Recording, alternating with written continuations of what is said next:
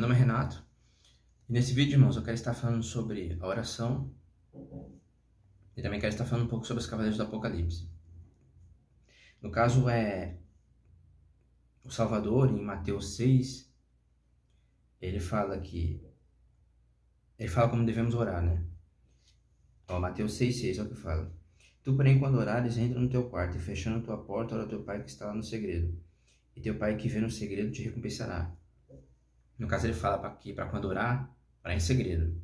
Devemos orar, mas em segredo, né? Só pro Altíssimo.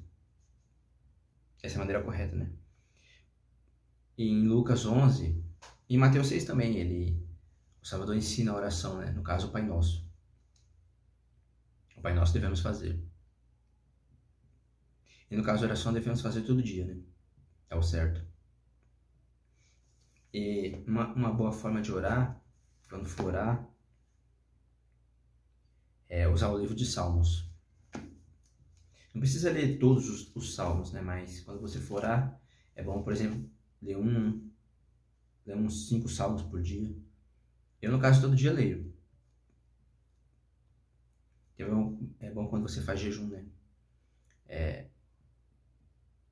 Jejuar e consultar as escrituras é bom. Em Esdras 8:23, é o que fala.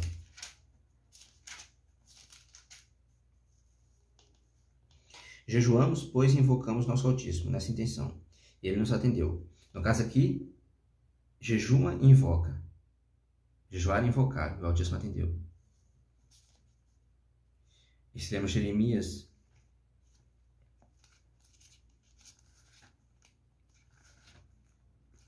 29:12. Eu estou usando a Bíblia de Jerusalém. Jeremias 29:12. Olha o que diz. Vós me invocareis, vireis e rezareis a mim, e eu vos escutarei. Tá vendo? Invoca e ora, o Altíssimo escuta. Em Esdras 8:23 fala, jejuamos e invocamos. Jeremias 29:12, invocamos e oramos. É jejua, invoca e ora. Essa é a maneira correta. Jejuar, invocar o Altíssimo e orar. E também é bom ler o livro dos Salmos. O Salvador e os apóstolos, eles liam.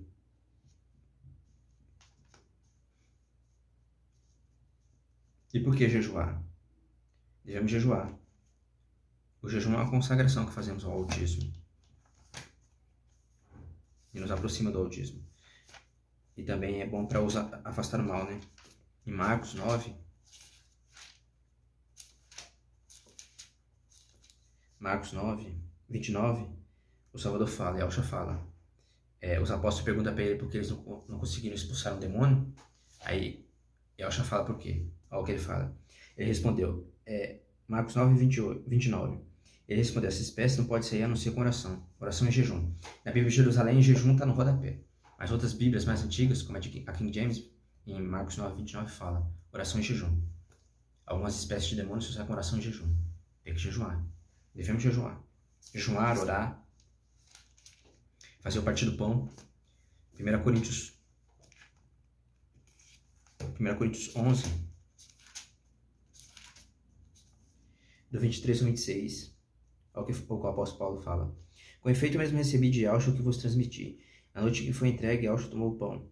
E depois de dar graças, partiu e disse, este é meu corpo que é para vós. Fazei isso em memória de mim. Do mesmo modo, após a ceia, também tomou o cálice, dizendo, esse cálice é a nova aliança em meu sangue, todas as vezes que beberdes, fazei em memória de mim. É o que o apóstolo Paulo fala em 1 Coríntios 11:26. Todas as vezes, depois que comeis deste pão e beber deste cálice, anuncieis a morte de Yahshua, até que ele venha.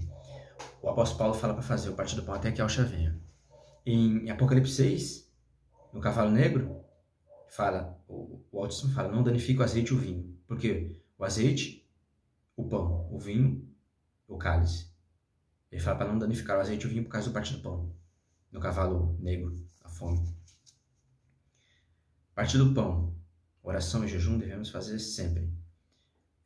O partir do pão, não todos os dias, né? Oração sim, devemos fazer todos os dias. O partir do pão é bom fazer uma vez É bom fazer uma vez por semana. Eu faço uma vez por semana. Oração, no caso, devemos orar todos os dias. O jejum é bom fazer, né? No caso, não precisa ser todo dia, mas é bom fazer uns 2, 3 dias. É bom se consagrar ao autismo. E se aproxima do autismo. E o batismo, né? Devemos fazer o batismo. Só que o batismo, no caso, é uma vez só. Mas devemos fazer. Atos 16, do 30 ao 33, o carcereiro pergunta para o apóstolo Paulo o que ele precisa fazer para ser salvo. E no caso tem que fazer alguma coisa, né? Olha o que tem que fazer. Atos 16, do 30 ao 33. Conduzindo-os para fora, disse: homens, que preciso fazer para ser salvo? Eles responderam: crê. Tem que crer. E será salvo tu e tua casa. Anunciaram a palavra de El, bem como a todos os que estavam em sua casa. Levando-os consigo naquela mesma hora da noite, lavou-lhes as feridas. E imediatamente foi batizado, ele e todos os seus. O que tem que fazer? Crer? Tem que crer. E batizar, né? Só que o que salva mesmo é a nossa fé. É a fé, não é o batismo, é a fé. Tanto é que se você não tiver fé, você não batiza. E fazer o batismo no nome de Yahshua. Não é em Trindade, não. É no nome de Yahshua. Atos 10, 48. É o que fala.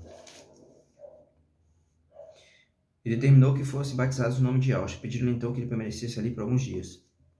Os apóstolos batizavam no nome de Yahshua. É em Mateus que fala para batizar na Trindade. E em algumas outras passagens no livro de Atos também fala, mas se você for ver, são acréscimos. Ou acréscimos ou modificaram, né, o texto. A Igreja Católica fez isso para dar ênfase na Trindade, né? Para fazer batizar na Trindade, mas não existe três. O Espírito é uma extensão da glória do Pai. É o próprio autismo, não é uma terceira pessoa. Existe dois. O autismo, que é o Todo-Poderoso, Yahweh dos Exércitos, e o seu filho, Yahshua, homem. 1 Timóteo 2, 3 ao 5 fala. Salvador é um homem, não um Deus encarnado. É nesse vídeo que ele está falando sobre isso, irmãos. É um dos assuntos que ele está falando, né? Sobre a oração. No caso, eu falei mais, né? Eu falei sobre a oração, o jejum, o partir do pão e o batismo, mas é mais também sobre a oração, né? Porque devemos orar. E quando oramos, devemos invocar, jejuar também, né? E fazer o partir do pão. Devemos orar. E o livro de Salmos é muito bom para fazer oração. No caso, todo dia eu uso ele, né? É uma boa forma de orar. Efésios 6 também tem uma passagem que é boa. Tem várias passagens na Bíblia que você pode usar. O livro de Daniel também tem. Tem várias orações que você pode usar para fazer oração. Mas os salmos são as principais. São as melhores, né?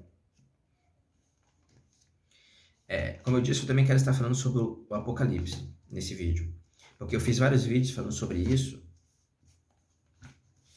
E no caso, sobre o Apocalipse 6, né? E no caso, o Apocalipse 6, eu fiz um vídeo falando sobre o Apocalipse 6, 8, que é o cavalo esverdeado, né? Só que, se você for ver, é porque algumas pessoas falam assim, né? Só no cavalo esverdeado é dado o número de vítimas que são atingidas, de pessoas que são atingidas, né? Aí alguns falam, mas e quantos foram atingidos no cavalo vermelho e no cavalo preto?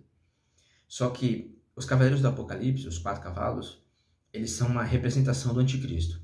Tanto é que o primeiro cavalo, o cavalo branco, fala que ele recebeu uma coroa e saiu vitorioso para vencer. É o anticristo. Aí os demais cavalos, cavalo vermelho, cavalo preto, é a representação dele.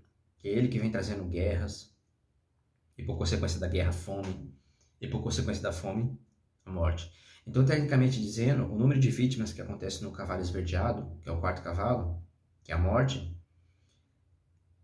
eu acredito, né, que já nele esteja incluído o dos demais cavalos, porque se você for ver no cavalo esverdeado, nele tem tudo, tem a espada, tem a fome, tem as doenças, tem as feras da terra, nele tem tudo. Então, tecnicamente dizendo, como os demais cavalos são todos os cavalos são a representação do anticristo, no cavalo esverdeado dá um número de tudo, de vítimas que vai ser ceifada pela fome, pela espada e pelas doenças. Tanto é que no cavalo esverdeado tem tudo. Ó, eu vou estar lendo Apocalipse 6, do 1 ao 8. Olha o que fala. Vi quando o cordeiro quebrou o primeiro dos 7 selos, e eu vi um dos 4 seres viventes dizendo, como se fosse com som de trovão: Vem. Vem então, eis um cavalo branco, e o seu cavaleiro tinha um arco, e foi-lhe dado uma coroa, e ele saiu vencedor e para vencer. A representação do anticristo. Aí o segundo selo. Quando o cordeiro quebrou o segundo selo, ouviu o segundo ser vivente dizendo: Vem. Esse é o outro cavalo, que era vermelho, e ao seu cavaleiro foi dado poder para tirar a paz da terra, e fazer com que os homens matassem uns aos outros. Também foi dado uma grande espada. No caso, vem a falsa paz, o anticristo traz a falsa paz, e depois vem a guerra. É quando ele quebra o acordo. E depois da guerra, a fome. O terceiro selo. Quando o cordeiro quebrou o terceiro selo, ouviu o terceiro ser vivente dizendo: Vem. Então olhei, eis um cavalo preto, e o seu cavaleiro tinha uma balança na mão. E eu ouvi o que parecia uma voz no meio dos 4 seres viventes dizendo, ao que fala: Uma medida de trigo por 1 denário, e 10 medidas de cevada por 1 denário, e não danifica o azeite e o vinho. Foi como eu falei, eu parti do pão. Não danifica o azeite e o vinho. 1 Coríntios 11, do 23 ao 26, devemos fazer até Yalcha vir. Aí, depois da fome, vem doenças, né? Vem o cavalo esverdeado, que é a morte. E também nele, como eu falei, tem a espada e a fome. Ó, o quarto selo. Apocalipse 6, 7 e 8. Quando o cordeiro quebrou o quarto selo, ouvi a voz do quarto ser vivente dizendo: Vem. Vem então, eis um cavalo amarelo. O seu cavaleiro se chamava Morte, e o inferno estava seguindo. E lhes foi dada autoridade sobre a quarta parte da terra para matar a espada, pela fome, com as doenças e por meio dos animais selvagens. Como eu disse, no cavalo esverdeado tem tudo. Tem a espada, a fome, as doenças, que é o próprio cavalo esverdeado, e as feras da terra. São os 4 castigos terríveis que estão em Ezequiel 14, 21. Esses castigos vêm quando desobedece a lei. Levítico 26, Deuteronômio 28 fala sobre isso. E eles estão aqui porque, no caso, as pessoas estão desobedecendo a lei do Altíssimo. As pessoas acham que estão na nova aliança, mas não estão. Estamos na nova aliança através de Yalcha. Só que tirando Yalcha, o que fica? Fica a antiga aliança. Foi isso que o maligno fez as pessoas ficarem embaixo da lei e desobedecer. 1 Tessalonicenses 5:9. Ela não nos destinou para a ira, mas para a salvação por meio de Yalcha. Só que tirando Yalcha, o que fica? A ira. E o que produz a ira? Desobedecer a lei. Romanos 4,15 mostra isso. Quando desobedece a lei, vem a ira. O maligno fez as pessoas ficarem embaixo da lei e desobedecer. Muitos acham que estão na nova aliança. Só que não estão na antiga aliança. E mesmo porque estão na nova aliança, não significa que não devemos mais obedecer à lei. Tanto é que o apóstolo Paulo, em Gálatas 5,14, resume toda a lei. Toda a lei se resume a amar ao próximo como a si mesmo, e os profetas só a Yahweh adorarás. O Salvador também fala isso. Ele confirma esses 2 mandamentos. Esses 2 mandamentos resumem toda a lei e os profetas. Então, se o apóstolo Paulo dá um resumo de toda a lei, alguns mandamentos da lei devemos obedecer. Tanto é que vários mandamentos que estão na lei de Moisés, com exceção do sábado, os apóstolos e o Salvador, ele fala que devemos cumprir.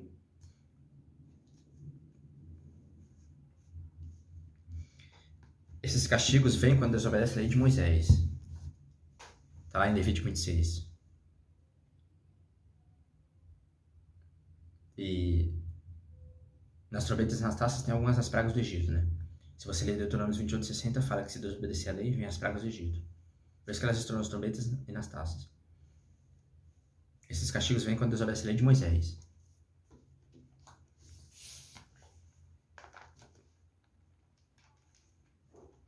Se você ler Levítico 26 e Deuteronômio 28, você pode ver isso. Foi isso que o maligno fez as pessoas ficarem embaixo da lei e desobedecer.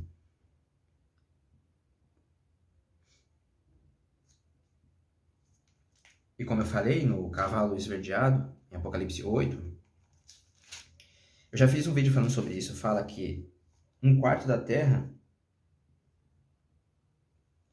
é atingido.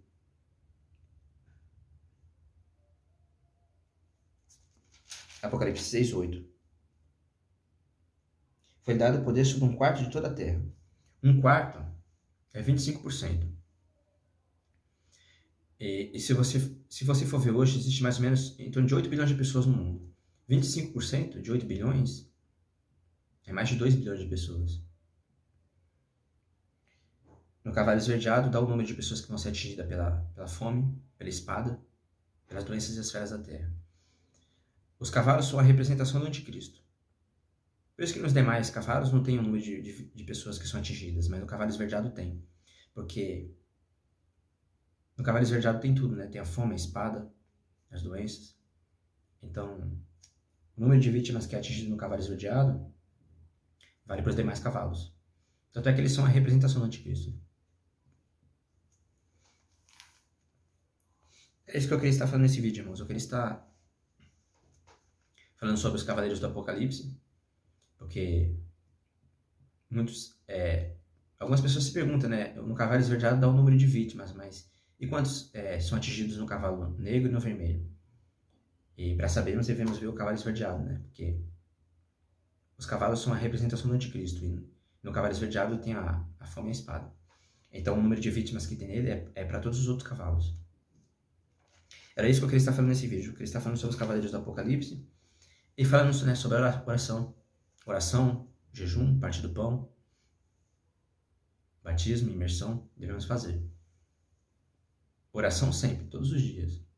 Jejum é bom fazer pelo menos 2 ou 3 vezes na semana, né? E o partir do pão é bom fazer pelo menos uma vez na semana. Eu faço pelo menos uma vez, né? Era isso que eu queria estar falando nesse vídeo, sobre a oração, o jejum, o partir do pão e o batismo, e sobre os cavalos do Apocalipse. Fiquei isso tudo para vocês, irmãos. Que ao esteja com todos vocês.